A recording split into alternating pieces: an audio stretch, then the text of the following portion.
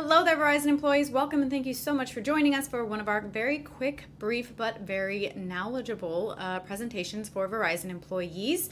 If you're here today, you are likely wondering about things you can do to avoid any mistakes if you encounter a layoff from Verizon. Michael Corgett, one of our financial advisors, he's here today and he's going to be breaking down all of those errors that Verizon employees often make so that you can hopefully avoid them. Before he comes on, very quickly, would like to remind you that we are not Verizon here. We are not affiliated nor endorsed by Verizon. We are a completely independent group of financial advisors. So please keep that in mind as you're listening along.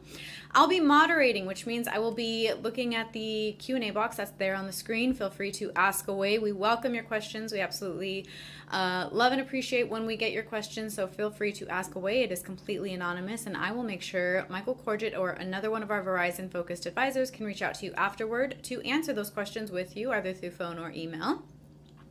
Next, if you like what you hear today, please consider connecting with us over on LinkedIn. If you have a LinkedIn account, you can also like our YouTube channel.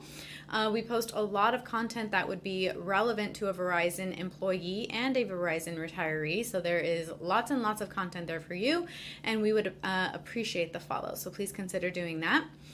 And lastly, I will be entering some links. They're going to pop up above Michael Corgett's head as he speaks. Feel free to click directly on them. They'll guide you to our website, and you can book a free 15 or 30-minute block of time with Michael himself or another one of our Verizon-focused advisors to get started or updated on your retirement planning or to prepare for any potential upcoming layoff. And with all of that out of the way, let's jump into it now with Michael Corgett. Thank you, Sam, and welcome everyone to today's presentation. My name is Michael Corgett. I am one of the senior advisors here at the Retirement Group, and we're all part of the Wealth Enhancement Group. Today we're going to talk to Verizon employees, specifically with some ideas for you to consider with the upcoming layoffs that Verizon has announced. This is something that's going on across all industries now. Economic conditions are dictating that many companies either not hire anymore, or because business is just not going as well as they had hoped, they're laying people off. And unfortunately, it's just that time of year. So over 40 million people in the last 12 months have lost their jobs. It's not just in telecom. And as you can see by this graph here, it's pretty significant, up and down, up and down, and up and down. But the recent announcements that obviously Verizon announced were in November, 13,000 employees just cut to simplify their operations and because of customer losses. They're losing business. HP, Hewlett-Packard plans to cut 4,000 to 6,000 employees. Apple has trimmed their payroll. All the tech companies have trimmed their payrolls. Amazon laying 14,000 people off. I mean, this is pretty significant stuff this year as, companies are beginning to worry about where business is going. The idea that there's a lot of tariffs potentially on their businesses, when they import products from overseas, a lot of things to consider. There was a lot of overhiring during the COVID pandemic as well, and now companies are just making some changes. Okay, let's talk specifically about Verizon's layoffs. There was a CEO change. They lost customers, as you can see here. Market share is down pretty significantly, 5 to 7%. I mean, that hurts over the last 5 years. Price hikes and discounts being removed, so on and so forth. And therefore, they're going to lay off 13,000 employees. There's been close to 40,000 employees laid off this year in the telecom industry. So it's not just Verizon. It's AT&T. It's T-Mobile. It's it's a lot of the telecom industry is being affected by this. What we're going to do now is talk about several different strategies and things for you to consider. I want to point out that we are here to help. We can help all Verizon employees. We've been working with them for over 30 years. We specialize in working with companies in the Fortune 500. We focus on their employee benefits, specifically their pensions and their 401ks. We offer complimentary retirement plans, which I'll talk about here in a little bit. But let's start on all these considerations. Financial decisions. Obviously, if you're being laid off, you're no longer going to be collecting a paycheck. What am I going to do? Well, there are some opportunities for you to build up your emergency funds again. You could consider an in-service withdrawal from any one of your retirement accounts if you're 59 and a half or older. Now, those withdrawals are subject to taxes, but not penalties if you're over 59 and a half.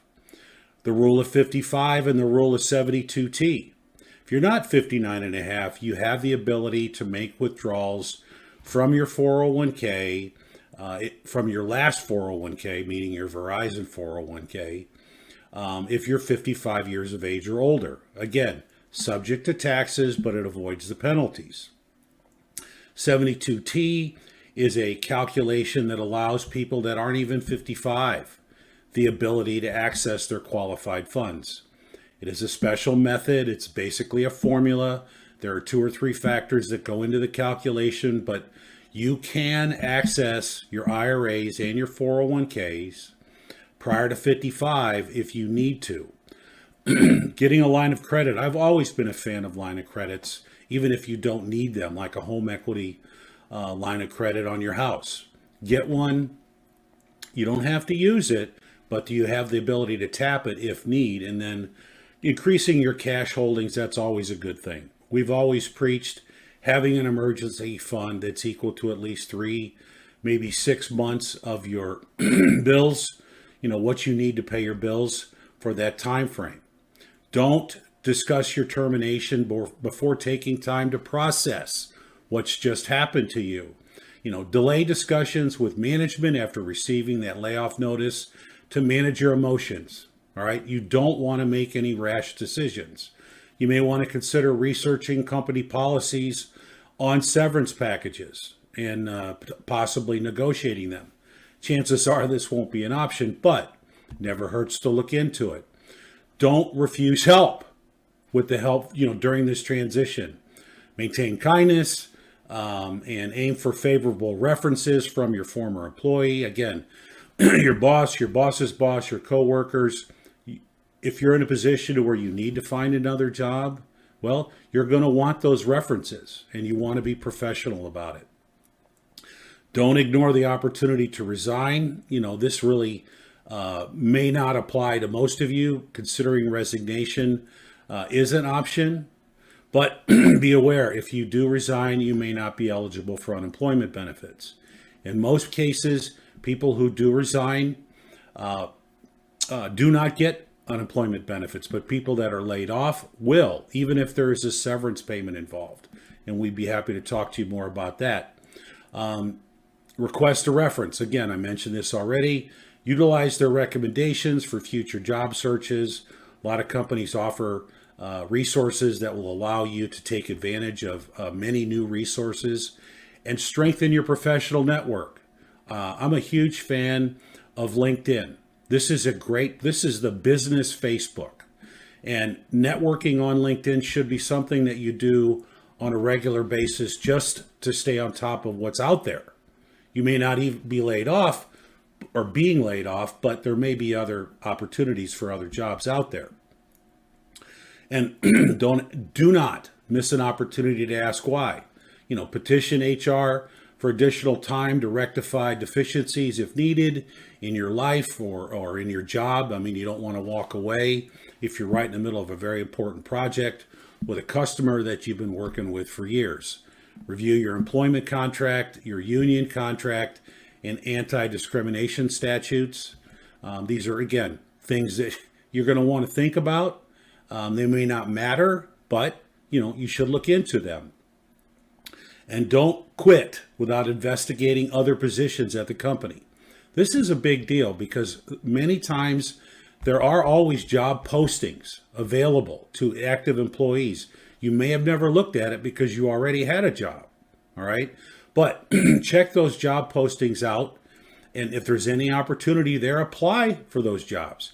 You know, a lot of your coworkers that are being laid off are doing the same thing.